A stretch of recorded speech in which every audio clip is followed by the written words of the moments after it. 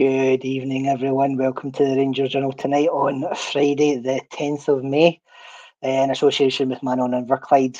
I am Robert Harron. I'm your host for this evening, and with me we have the legend that is Kai. Kai, how are we tonight? And yeah, I'm okay just now, mate. It might be a completely different answer to give you if you ask me that tomorrow morning or even when I'm going to bed tonight. But for now, I'm feeling pretty calm. How's yourself? Yeah, doing well. Friday night, I think I always see it as the calm before the storm. I think probably even with the WhatsApp chat that we've got going on with the group, it's been up and down all week. I think we've had a couple of distractions which we'll touch on later. But yeah, I think just now I'm relatively calm. I'm probably the same as yourself. I think once I wake up in the morning and it's game day, all thoughts turn towards the east side of Glasgow and hopefully getting the result we're looking for. But yeah, I think what we'll do to start, just as it's the two of us, we'll just go through the kind of news topics that we've had during the week. I think probably the first and foremost we'll touch on the announcement that the club are looking to unveil the statue of Walter Smith on the day of the Scottish Cup final on the 25th of May. Again, I know it's taken some time. They've worked with the family to make sure the statue is as accurate as possible. So I'm very much looking forward to seeing that at the end of the season. Obviously, I've not seen any sneak peeks yet, but yeah, looking forward to it. What about yourself, Kai? I don't think, like, in my lifetime, there's really anyone that's more deserving. Like, an absolute legend at the club in both of his spells. Like, don't really remember so much of his first spell, but I remember the second time he came by, that's when I had my season ticket and just feeling that buzz around the kind of older fans, my dad and that included, about how, like, obviously knew he was a legend, but wasn't really taking anything in at the time about how appreciated he was and how respected he was. He was a man that commanded respect even amongst the media, amongst opposition, and obviously amongst their own fans, which is quite rare these days that someone is still held in that kind of high regard. There's always a lot of revisionism when it comes to a lot of people, but Walter Smith's never been one of those names. And like I say, I don't think that there's anyone in my lifetime that would be more deserving of the honour of having a statue made for them. Yeah, no, yeah, I agree. I think I think I've kind of heard a few of the kind of items during the week that that kind of first spell when he took over from Souness, and again I'll show my age, and I was around for probably the majority of that time. That kind of first period, and people were kind of leveraging the whole, well, he was bankrolled for the 9 in a row period, which I think he kind of knocked on the head in the second period when he came back after Paul Le Guen. The fact that he never had a lot of money, he was still able to win his, I think, 3 titles in that period. Obviously taking us up to 54. Yeah, I think to me, he's probably one of the last kind of true Rangers men that everyone associates with the club. I know there's obviously still a few living, but there's not as many in the modern day that we could probably speak about just now. I think he's probably one of the, probably one of a dying, pardon the pun, but he's a dying breed of man. It's just he had Rangers at heart with everything that he did. So yeah, very much looking forward to seeing the statue. I think just even look at the comments. Aldo saying the statue should be the start, in my opinion. Would make a Walter's way leading up to the Copeland. Yeah, I'd seen that being mentioned. I think on the Gallant Few or a couple of other pods during the week. Yeah, I definitely think it should be the start. Again, trying to include these legends of the club. I know they had been speaking to Souness kind of last summer, and they're on up to Clermont being signed, and hopefully Souness can maybe come back in some capacity, Kai. But yeah, I definitely think it should be the start of trying to integrate more club legends that we especially in our lifetime, like so Walter Smith, Souness, I know we've got John Gregg, Sandy Jardine. List is endless to be fair, but yeah, I definitely think we can hopefully see the start of more improvements and hopefully things to come around the Ibrox and the surrounding Govan area. What's your thoughts? It's not something to do with like the renaming of the stands. Definitely something that would be for. It's one of those things you see at other clubs where even players that come in that don't know the history of the club, if they see a stands named after someone or certain kind of rooms within the stadium or there's different suites and things like that, if they do that, then it's obviously a sign of how big an impact that someone had at the club. So I think it's something that we could definitely integrate the naming of the stand. It's obviously people have spoken about the street names as well. Like it's something that just shows the magnitude of the impact that they had on the club, and it's good to see for even if it's not players that's coming, if it's people that are visiting Ibrox for the first time, people are on holiday or whatever, loads of people from the UK do that they go on holiday somewhere and they go to a game. Just introducing those people to the kind of legends of the club and the figureheads over the years. I think it's something that we could definitely do more of. And again, I'm not against fully pushing forward with things like that. Yeah. I mean, I think just as the fact that we're making improvements around the stadium, the likes of Edmiston House, the Wall of Champions, trying to improve the area, it would definitely kind of incorporate itself into that. And as you say, it would obviously kind of further enhance the attraction that is Ibrox and Rangers as a football club to maybe potential tourists that are coming towards the area. Probably potential signings, which is kind of probably a good segue into what I was going to look to discuss next. I definitely think it would have been something that would have been positive if reports are be correct that we had a reported signing target at the game on Sunday, by Jose Cordoba. And I know you've made a video on that, and that's up on YouTube and on social. So please go and have a watch and take it in. So yeah, I think maybe just touching on Jose. I know you'd had a couple of conversations and you'd obviously posted the video, Kai. So just wonder if you want to take us through that kind of just briefly to give the folks watching a glimpse into what they can expect from the video. No problem, mate. So, like you say, there's a video I done myself yesterday up on the channel with reasons why I think Jose Cordoba would be a good signing. And then there was an article up this morning. And then I managed to speak to Peter Petrov, who's a recruitment analyst and scout, currently based in Bulgaria. He focuses on also Australia and the English Football League. Obviously, he's got that connection being Bulgarian, living in the area and being based there, that he knows a lot about the players in the league. So he gave his thoughts, a lot of really insightful stuff that you might not be able to see from stats. He's obviously watched them quite a lot. So I think that's one that's probably worth watching the most. Like, I'm not saying don't watch the one I've done myself, because Yeah. it's obviously I give my opinions and put the kind of stats up there. We talk about the rumour, talk about how I think he would fit in. But definitely, if you're going to watch one, then watch the one that went up today that's got Petar Petrov, and he gives his kind of insight on it, and he's a much bigger expert than I'll be. But I think it's a quite exciting signing. We're obviously going to need left-sided centre backs. I think Ben Davies's time at the club is probably up, despite the fact we're going to be relying on him tomorrow, it looks like.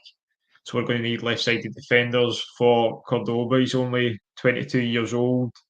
He's, I think, over 60 appearances for Levski. So I wouldn't say it's the same level as Scottish football, but take Rangers and Celtic out of it, and it's probably quite similar.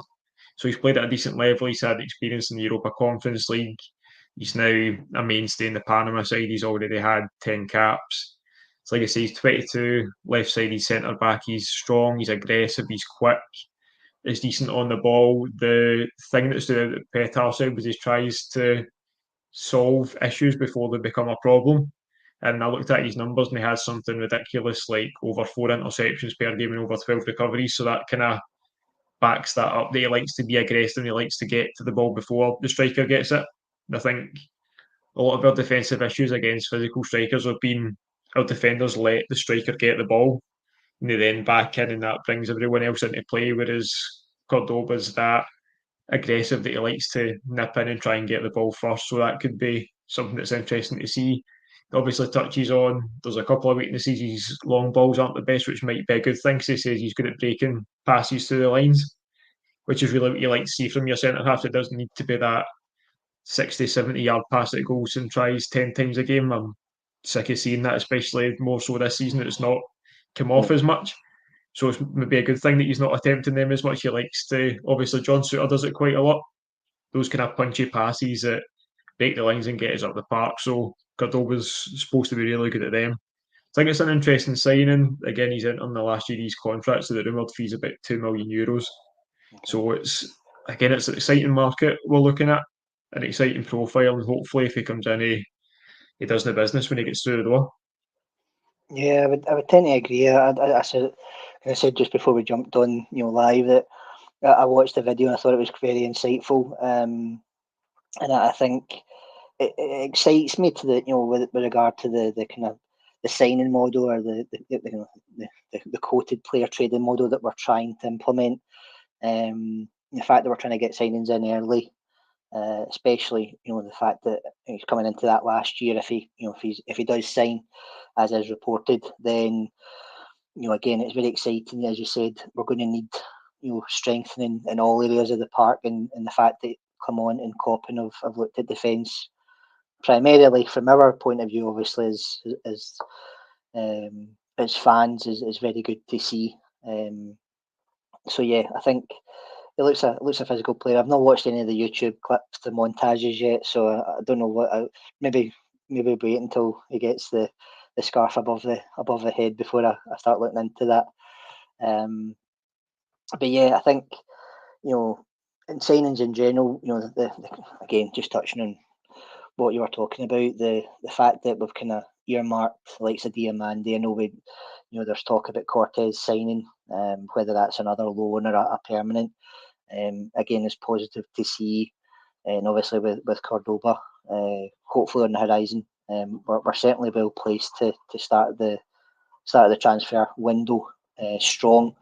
And again, I seen today that we'll be getting some extra money from a certain Mr. Tillman who signed for PSV. So again, that won't be knocked back easily. I think that will be very well welcomed into the finances for the summer.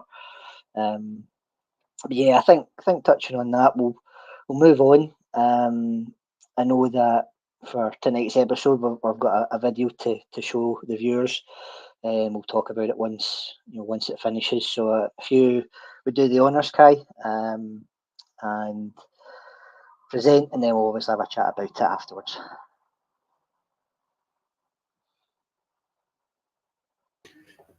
Evening, everybody, and welcome to the Rangers Journal podcast. I'm your host, Scott Mackay, and I'm delighted to be joined by Peter Prickett, the bearded coach, famously known on Twitter. Peter, how are you doing? All right, thank you. How are you? Aye, not bad at all. So, Peter's joined us today to break down the last Old Firm match, where there was a 3-each draw between Rangers and Celtic ahead of tomorrow's Old Firm title decider. So, Peter, what was your kind of general overall thoughts in the match to begin with?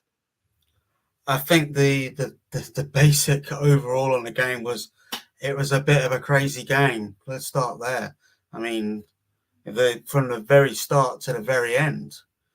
From what my feeling with Rangers was almost like they picked a team for one player to deal with McGregor, and he didn't even get into he wasn't fit enough to get into the starting lineup. But listening to all the build-up and everything before it, McGregor seems like he was being built up into this kind of super villain in this context. I felt like that's why Lawrence got the nod, really, to try and be more aggressive and get onto McGregor, and he just wasn't picked.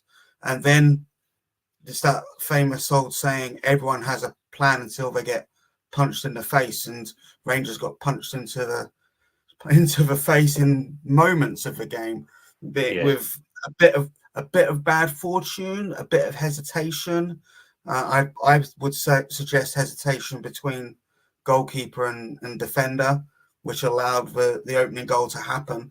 and you're 1-0 down, you're on the back foot immediately, and whatever plans you have are out the window, or not quite out the window, but pretty much out the window. 2-0, they're definitely out the window. Yeah. So see, in terms of, you're talking about, you think Tom Lawrence, I think in midfield 3 that day was Tom Lawrence, John Lundstrom and Mohamed Diamande. Is that right? Diamande's part, yeah. So was it a kind of factor of Rangers weren't getting close enough to the Celtic midfield? How I know the first goals kind of just come from a long ball and James Tavernier can't deal with it properly. That's just a human error on his part. But see, in terms of the midfield battle, where was it won and lost? It felt to me like it was a midfield that was picked to be more physical than more technical. The more technical players were left on the bench, aside maybe from Diamond. But I think he really struggled in the first half. Struggled to get him on the ball. He was too keen to play his passes, playing too quickly, playing without composure. He was a different player in the second half, which I think was a big reason for the recovery. And Rangers were too far away from the Celtic midfield. But in the second half, that changed. They got a bit further forward. They stopped Celtic from playing out. But in the first half, they were way off of it. And there's a few little notes I've made that suggest why Rangers struggled with the ball so much in the first half. I think Sterling was a little bit of a problem in the first half. He was quite deep in the first half, and he kept trying to play inside. So being a right-footed player on the left-hand side, he couldn't open up to use the line. So he was trying to essentially receive it and punch passes through the middle. Once or twice it came up, but that resulted in quite a lot of turnovers. And it became difficult for Rangers to keep the ball. And then the other problem in possession was Jack Butland. Right. And I remember from his time in England that he wasn't brilliant with his feet. But it felt in the first half like it's by about halfway through, Rangers almost stopped passing the ball back to him because it was just a source of turnovers. Whenever the ball went back to Butland, he just turned it over. And that meant that the Celtic press, which looked brilliant, was actually Rangers let them look that good in the first half to an extent. Okay.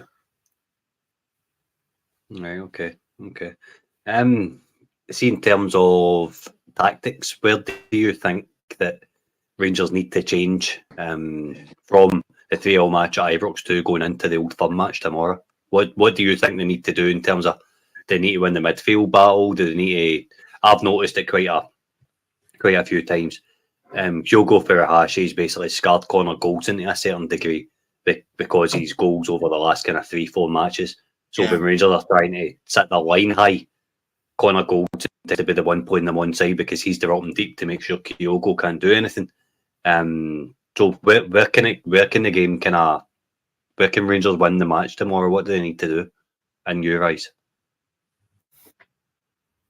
Some of it is, I think, selection, but in terms of effectiveness, midfield wasn't aggressive enough, so that can be set higher, which seems odd to say because it was a 4-2-3-1, so it should be quite high, but it wasn't really. There was quite a big gap, so it was almost like a the two players, and Lundstrom and Diamond in there, but Lawrence wasn't particularly effective. He wasn't effective in the press. Yeah. He wasn't effective helping two midfielders.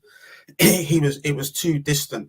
And although I think he wasn't fully fit, was he, for the last game? No. And there was so it was hard to say that he should have started and then see how much you got out of him. But I think when he came on, although he didn't have massive amount of touches of the ball, he wasn't as creative as we might expect him to be, but given his injuries, that's understandable. But his positioning helped drag the Rangers midfield higher up and be more effective against Celtic. And then the playing out. I think that once you'd changed your wide players, that was a significant change in the second half. Once you changed the wide players and you used the width a lot more, you were able to get out more. You're able to bypass the press more.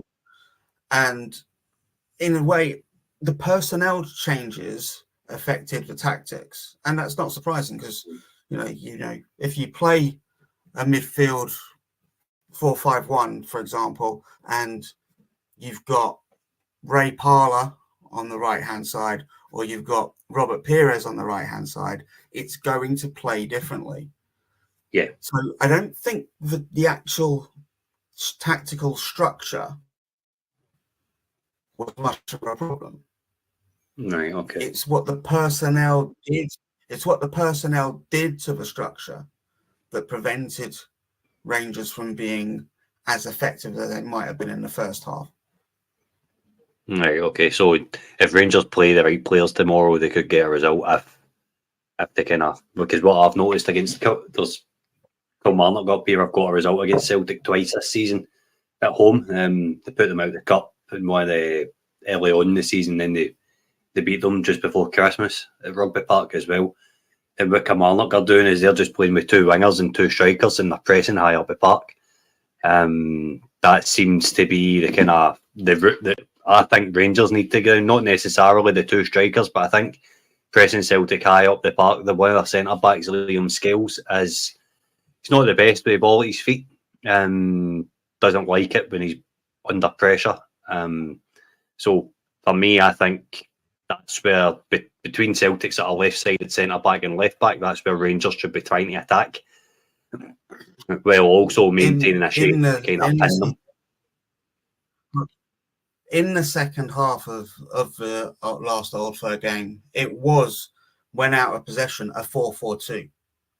So Cantwell and even before Cantwell came on, were getting closer to the centre backs and stopping Celtic from playing out as much. And the other thing was with the two central midfielders were jumping, so they were stepping in front to prevent the balls coming through. Perhaps a little too aggressively at times, but both would jump, and that meant that it was harder for Celtic to get out, much, much harder. So as you said about just two, it seems like a straight 4-4-2, but getting the two wingers higher up and the attacking midfielder closer to the striker, and the central midfielders as jumping allows you to have that big, wide diamond shape, if you like. Instead of having 1 point at the top and a point at the bottom, it's almost 2 points and 2 points that you can push onto them. And it meant that Celtic in that first half looked brilliant, but in the second half they looked a lot more ordinary, and Rangers absolutely matched them. And if they allow Rabbi Matondo to keep cutting in on his right foot, it's like they hadn't seen the goal from, was it a week or 2 weeks beforehand, where he did exactly the same thing. It was like they hadn't seen it, and he just repeated those brilliant goal. But if they'd watched him, they should have known that was coming. Yeah, definitely. I think in terms of, I wanted to ask you first. One of the things I had noticed around the first half was the Rangers press, or non-existent press up front. It seemed to me that Cyril Dessers was trying to set a tempo and trying to press defenders, but I think it was Scott Wright and Fabio Silva who were the two sort of wide men that started the match. They weren't getting up and supporting Dessers. Do you think that that's something that could be pivotal tomorrow? Dessers, I've not really seen a huge amount of Dessers in game. I'd seen clips, but I've not seen him in game until that. And there is a lot to like. I know that Rangers fans don't necessarily agree with that, but there is a lot to like about his game, his work rate, his energy.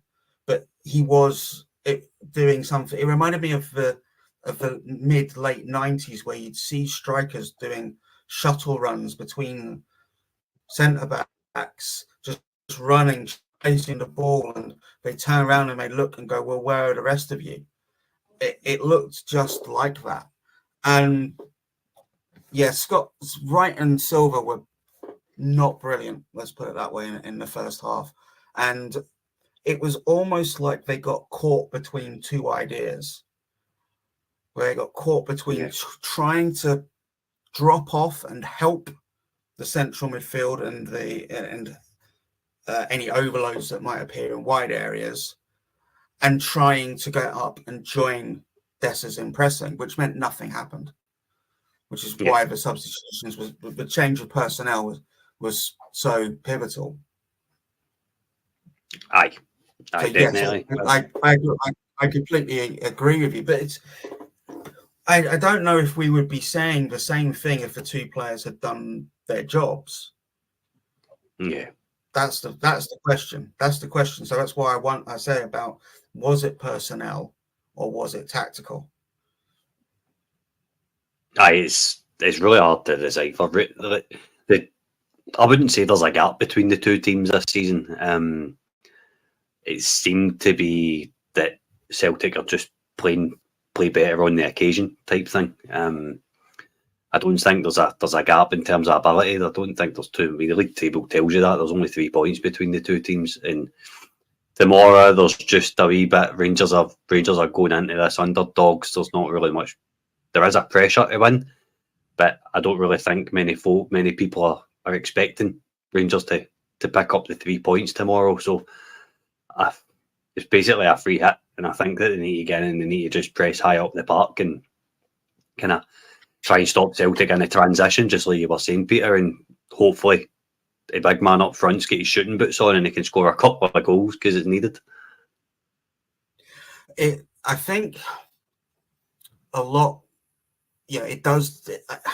There was almost a hedging of the bets, maybe in stick or twist, what to do in that first half as well.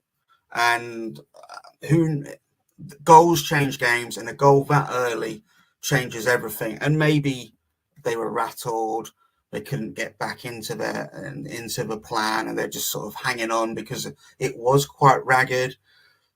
Mm-hmm. The difference in Diamond in the first and second half was night and day. He looked a panicked player in that first half. He was giving the ball away, maybe trying too much. Second half, he looked a lot more relaxed. He looked a lot more smooth. You get that player in this game that's upcoming, and it could be very different.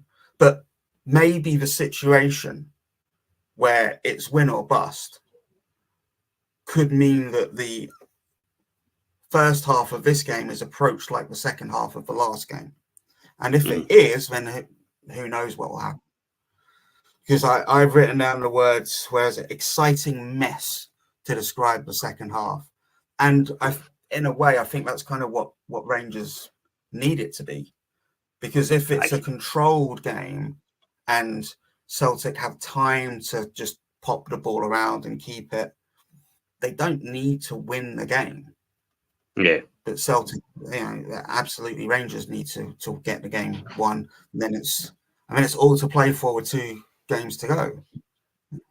Aye, definitely, Pierre. I think it's as I said, it's a free hit. If Rangers can put on a kind of 90-minute performance, then I think that's what's needed. I think that's a bare minimum expectation. I think if we can get in their faces and as I've said, press and stop the transitions and stop them playing out for the back, then I think a midfield battle. I think Celtic's midfield 3 are McGregor, Hatate and O'Reilly being fit. You're not going to get a harder task than that tomorrow. I can't really see Celtic offering much in the wide areas, so I think most of their play is going to come through the middle.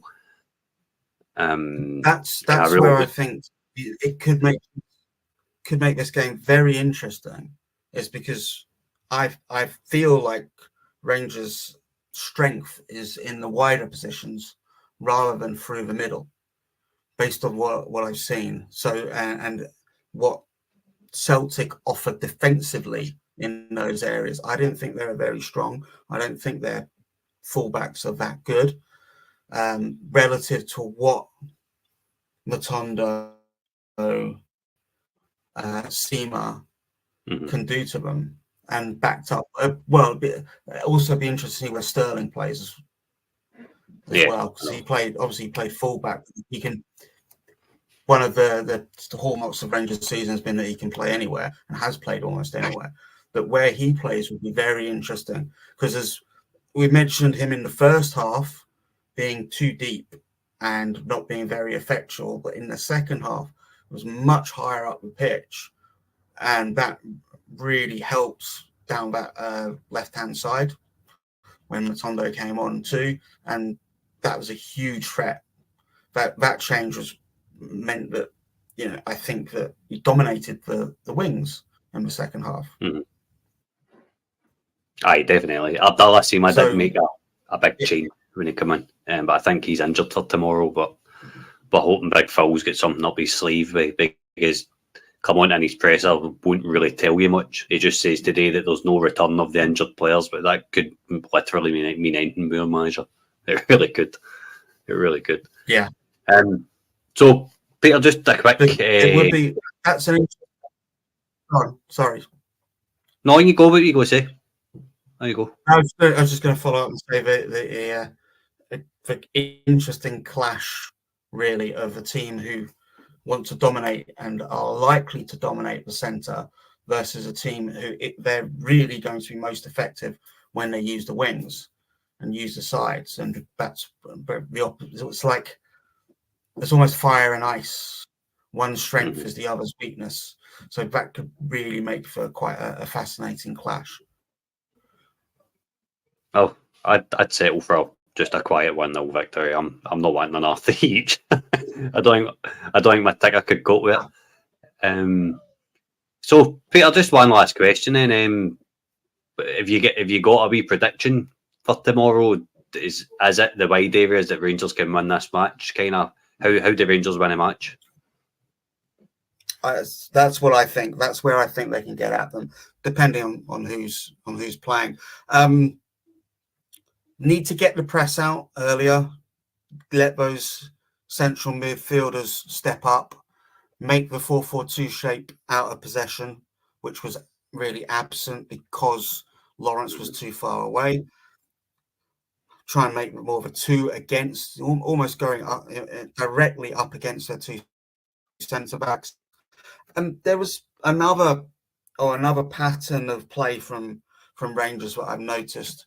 And it came out in the second half, and I think it did help to overload the wide areas, was the centre backs stepping out with the ball. I noticed that many times in the second half, and that they didn't step out straight through the middle. They stepped out more to their side, if you like, which created an extra player out on the left or right side, depending on who stepped up. That was a really interesting move that wasn't really there in the first half. And I have, from my research before the game, saw a bit of that from Rangers at times. That could be something that Rangers do to destabilise the Celtic defensive shape. Right, okay. Magic, Peter. Magic. So, where can people as for a result, who knows? I can be found on Twitter, as you said, the Bearded Coach. You can find me there. That's probably the best place. You can find me talking about football and writing books and session plans and so on. Magic, mate. Right. Well, thank you for coming on.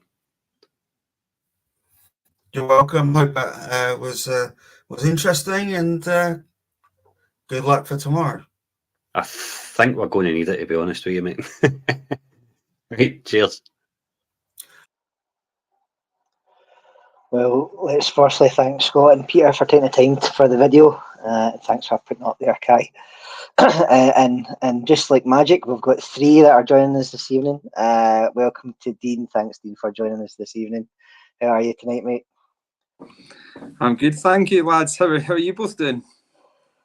Not too bad, not too bad. It's a sunny evening here in Renfrewshire, so trying to enjoy the sunshine before we turn our heads towards tomorrow. I know you joined just as that kind of video was playing, so I'll give you a minute or two to digest it, and I'll come to yourself first, Kai. Just, it was a very interesting video there. I think there's definitely a few points we can unpack with that. The kind of first one I kind of picked up was how Peter was kind of looking more at the personnel that we would be playing rather than necessarily the shape. And again, that probably leads us into our first challenge of not having what we probably would deem as our first choice personnel to pick from. I think that's going to be the first kind of hurdle that Clement needs to go over tomorrow is who's he picking, especially in the wide areas from what Peter was saying. I think looking at, you obviously see the difference in the second half as well, and that was from, like, I think everyone's eyes just a personnel change. I know Peter said there might have been some tactical changes in there, but just from the naked eye, not being in the dressing room or not being involved in those conversations, it just seemed like it was the personnel that made the difference. Having Seaman Matondo on gave us actual width and pace, and I think having Seema hold the touchline created so many opportunities. And I think he's right in saying the personnel. I feel like if you look at the setup of the two, like defensive midfielders or whatever you want to call them, double pivot, call it what you wish. When you look at Diamande himself, he gets really frustrated and isolated because of the way Lundstrom plays and the dropping back in between the centre half. Because people always look at it and go, "Why don't we just play three midfielders?" It's like, well, we'd probably be better if we had two midfielders that were actually where they're supposed to be and not one sitting midfielder and three centre backs at points. So I do think the personnel makes a massive difference. Like, I don't expect Lundstrom to be dropped, but I think it would be really interesting to see. I wish Raskin was a bit sharper, because I'd love to see him and Diamande together. I think it's too big a game to risk it. But if Ridvan was fit, I really wouldn't be against seeing Sterling in there with Diamande just for the extra energy. And like I say, having the two players up, because it's not a case of it's Celtics 3 against 2. A lot of the time it's Celtics 3 against 1. And then when they pass that one, they've then got three centre backs to deal with. One of them, which isn't a natural centre back, then he comes out and it just leaves different spaces everywhere if they pull a bit wider. And so I think it would be the personnel thing's a really interesting point, and I think it's kind of backed up with the changes that were made and how a lot of people see the game. Yeah, it's an interesting one. I take on board your point about Raskin. I think there's been a lot of talk this week about Raskin. If he had been fit, if he'd had more game time, would he have potentially been challenging for a starting berth tomorrow?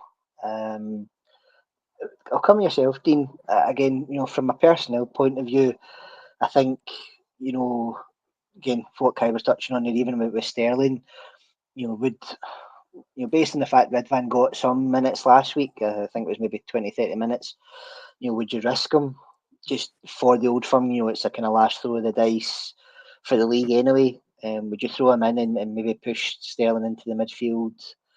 What's your kind of thoughts on kind of personnel at the moment?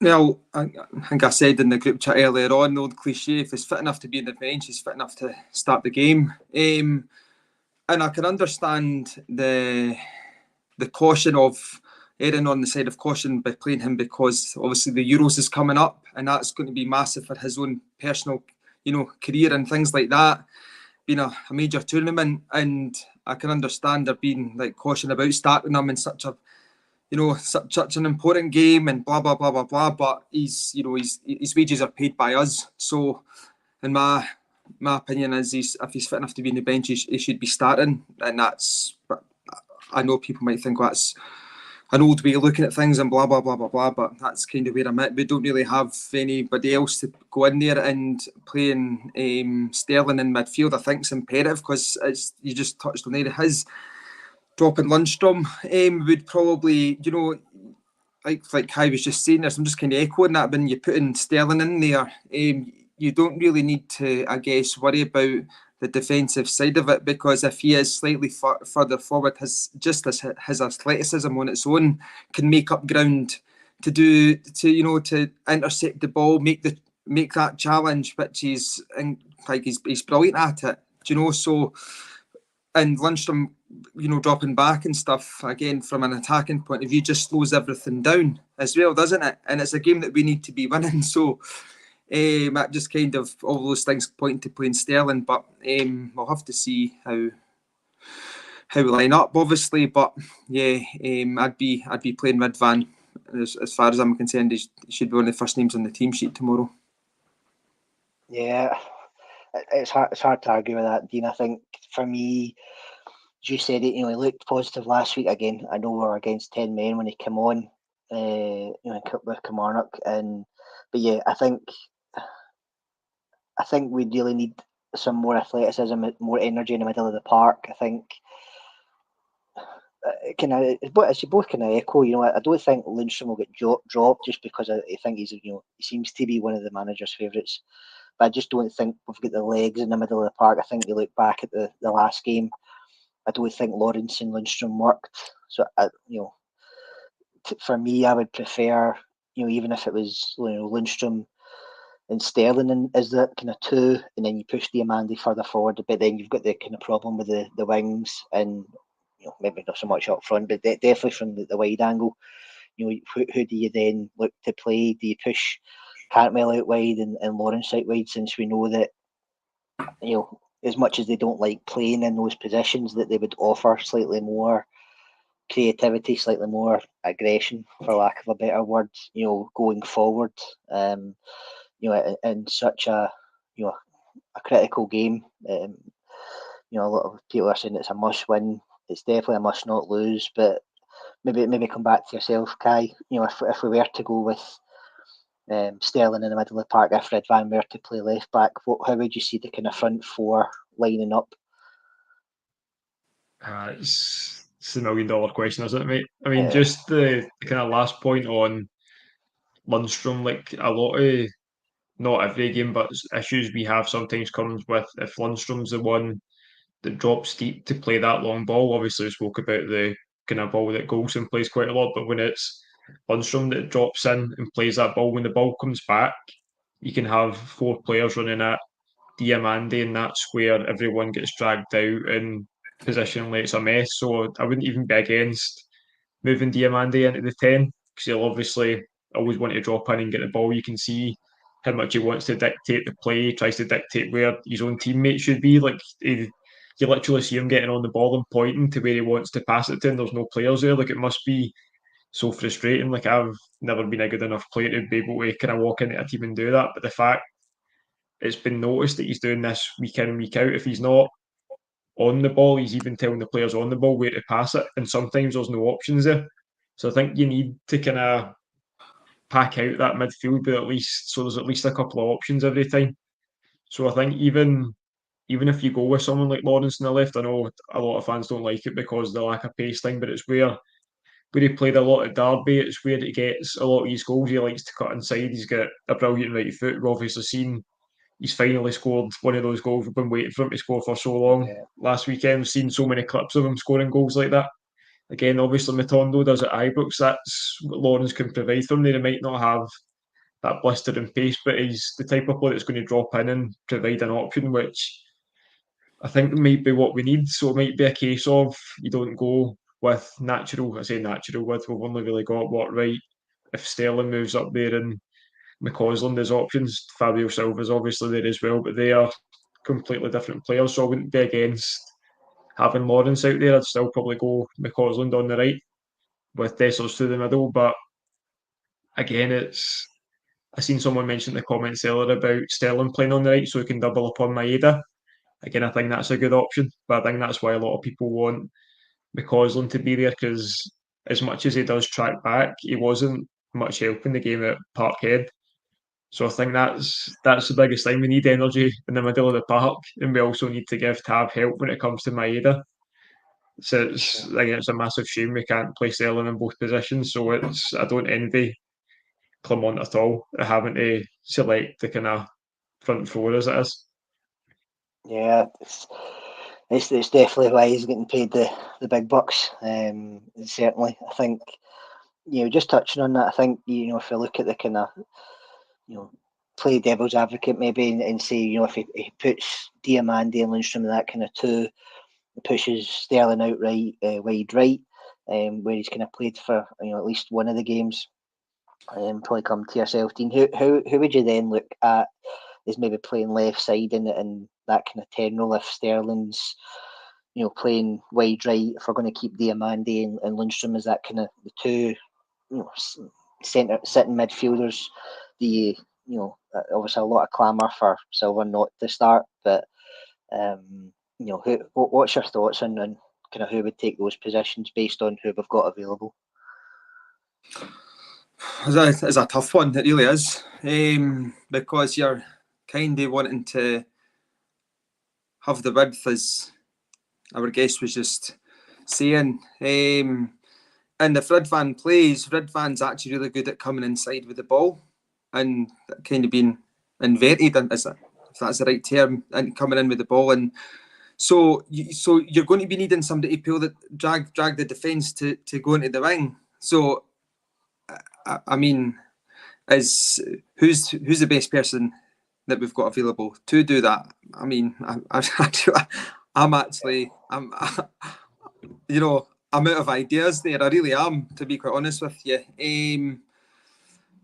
And I mean, I know I've said this for a while, but I know it's not going to give us. I actually really don't know. I'm just thinking things in my head here, and I'm not making any sense talking in riddles. But it's just one of those things, isn't it? Like I really want us to go out and play wide and be attacking in the wings and tidy in the middle of the park.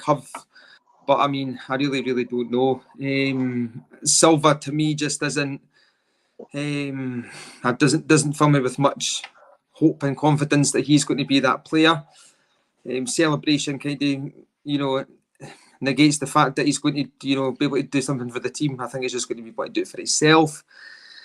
So, I really don't know. Is Matondo injured? Is he injured? I think so. I never caught the presser today, but I think Kai kind of touched on it at the start when we were, kind of just going through, some of the topics, and I think he'd kind of said that we wouldn't see much of the injured players back. And again, that could mean anything.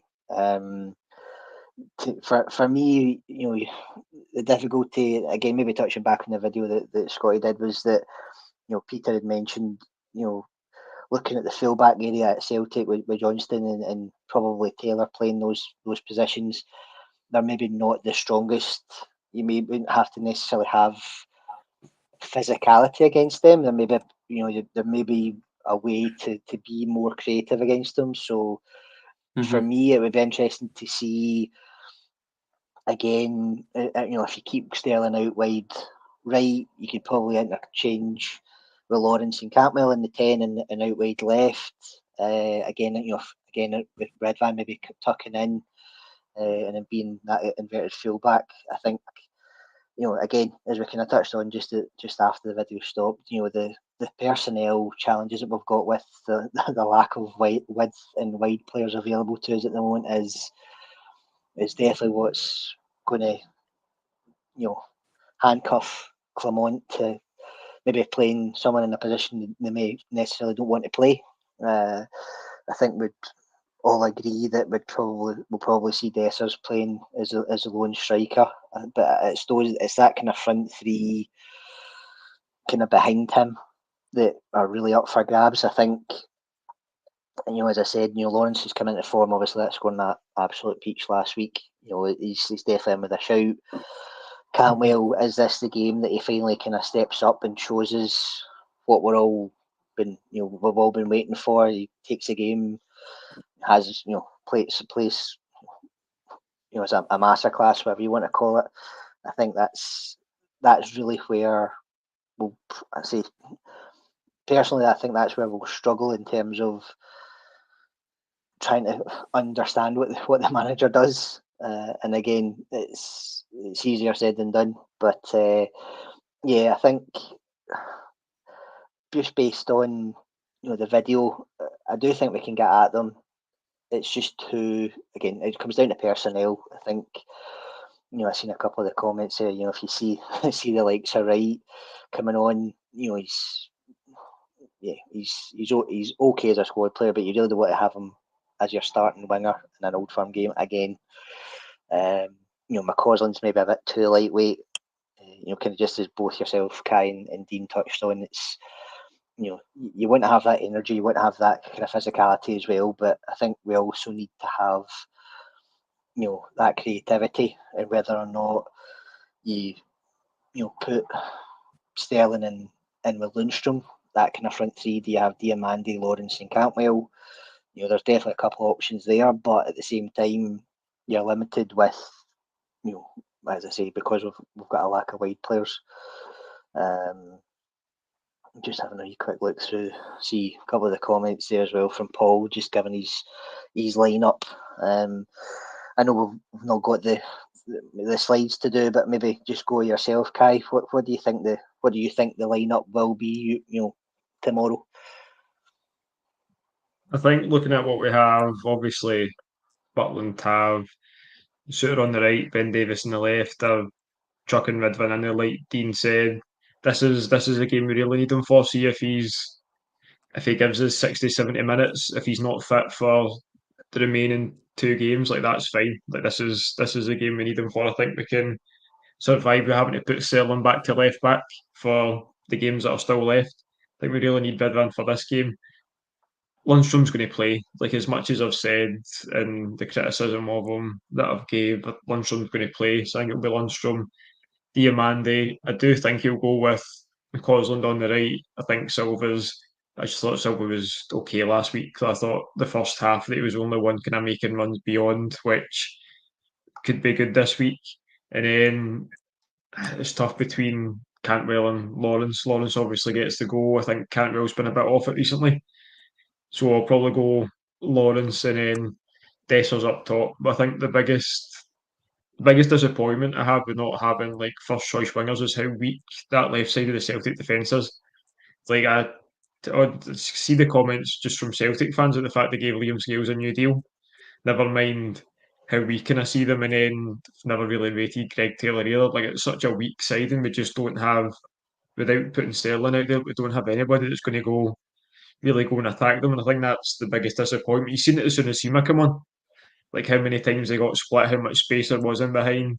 It was the same in the first game at Ibrox as well. Most of our decent chances kind of came down the left side of their defence. But that's what I'm going to go with, and I think that's what we'll probably see. Yeah, I think you're probably going to be along the same kind of lines as Clement. Probably come to yourself, Dean. What do you think? That's difficult of what you think yourself, and then what you think Clement will go with. But yeah, what do you think the lineup will be tomorrow?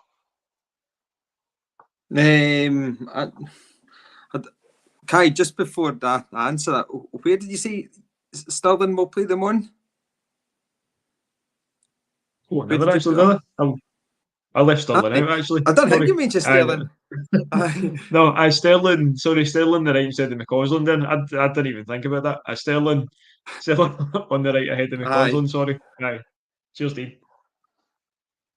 It's all right. I was just thinking there. I'm like, who's he playing? No, so I think pretty much that he's going to go with what Kai said. I really can't think much difference. Only difference I think is going to be in the 10 position, Cantwell or Lawrence. Silva, I think there's I think there could be a clause in the contract that he's got to play a certain amount of games, and if he's fit, he plays Old Firm games, something like that. I've just got a funny feeling that some sort of deal like that, and we'll see Silva playing on the left. And I do think that if Ridvan starts, we'll see Sterling on the right to combat that weakness that Celtic have, and the physicality that I guess Sterling will bring, towards Taylor and stuff. So I think that's pretty much what we'll do them on. If Ridvan doesn't make it, you'll see Sterling at left back. I can't see such a big game as risking Barisic. I really can't. So then, if that happens, then I would put put McCausland in at right wing. But yeah, I think Silva start on the left. Not that I want him to, but aye. I think that's the way we'll go. And I think it's more maybe a coin toss maybe between Lawrence and Cantwell. I know that Lawrence has scored and stuff, and but games before that he didn't look really. Just looked out of sorts. He looked a bit leggy, and but a good goal that he scored nonetheless, and that's good for his confidence. So you've got to take that to the next game. Cantwell has failed to produce in the big games, especially against Celtic. But we're really needing somebody to sit in Callum McGregor. So whoever's up to that task, and whoever the manager believes is going to do it better, is the one that's going to start between them two. That's what I think. Yeah, no, it's good choices there, Dean. I think I think the kind of back five picks itself. Again, I would put Ridvan in if he's fit. I think, probably just based on what we've seen up to this point, you're probably looking at Linney and Dio playing those two kind of sitting midfielders. Dessers up top, probably putting Sterling out wide right. Again, Silva. I think we've seen it across the couple of chats that we're in, Dean. That as much as Silva's kind of Marmite, you either really like him or you really don't. I think he's probably got that kind of in his contract that he needs to play if he's fit, from the start for an Old Firm. So I think he'll probably be wide left. Difficulty for me again.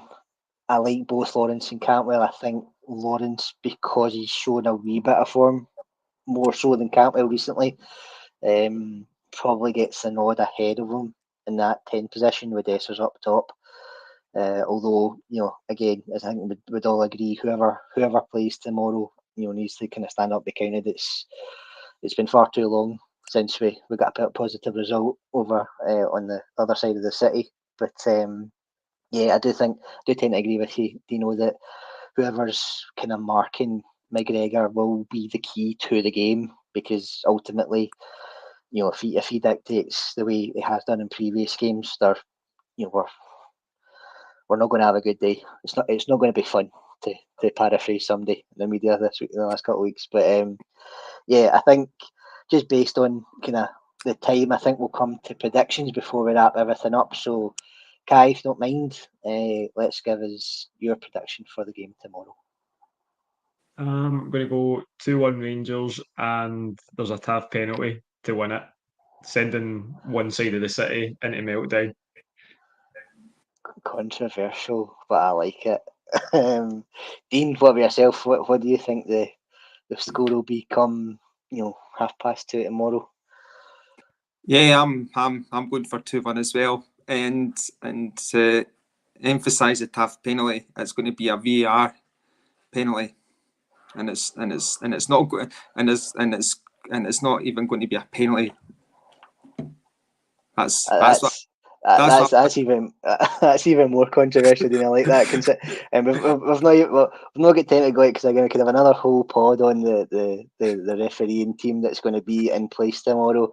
But I think if we do get a penalty and it's not a penalty, that will certainly send a certain group of fans into meltdown. I think probably go with the same as yourself. I think it'll be 2-1. I don't think there'll be much more in it than that. I think, based on the last few results that we've had, I say barring the 3 each in the last game at Ibrox, but I think it'll be far, far tighter, especially no fans in the stadium for Rangers. I think it'll be a 2-1. Scorers, I'd really like to see everyone's favourite Nigerian, Dessers, to get a goal, preferably the winner. A 90th minute header, don't care. There's probably going to be at least one dodgy VAR decision in it, which I'm sure the guys over the weekend and on Monday will cover. But me personally, 2-1 Dessers, and anyone else, maybe Sterling, who knows. I think based on that, we'll wrap up for tonight, guys. I'll reach out to yourself, Kai, if there's anything else you want to say to the listeners and the watchers before we wrap things up.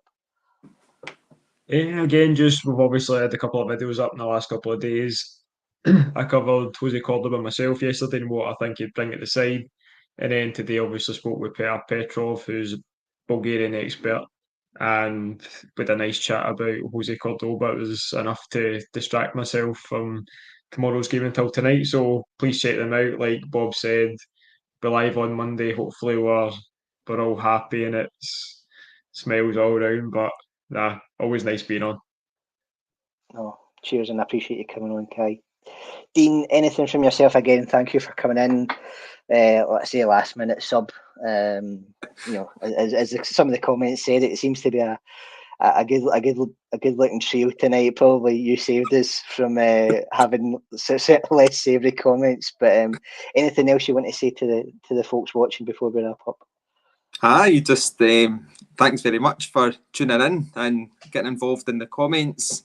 It's a pleasure and privilege as always. Please like, share and subscribe and help us on our way to getting 1,000 subs. We're nearly there. So yeah, if you like what you see, tell everybody about us. It's best podcast to be on. Wholeheartedly agree with that one, Dean. I think probably just lastly from myself again, thanks everyone for listening and watching. Again, you can find us on all forms of social media, YouTube, Twitter, or X, Facebook and the like. Please give us a like, a follow, a share and a subscribe. Let's get those subs up. As Dino said, we're on our way to on the road to 1,000 subscribers. So any support you give us is greatly appreciated. Again, shout out to Manon and Verclyde for helping promote and sponsor the pods. I hope everyone enjoys the game tomorrow as best they can. Hopefully it's a positive result. Hope battle fever is well and truly on, especially amongst us three, having had the last hour to talk about it. But yeah, let's hope for a positive result. The guys will be back on Monday probably for the post-match reaction and analysis. But from myself, Kai and Dean, thank you again very much for watching tonight, and we are the people.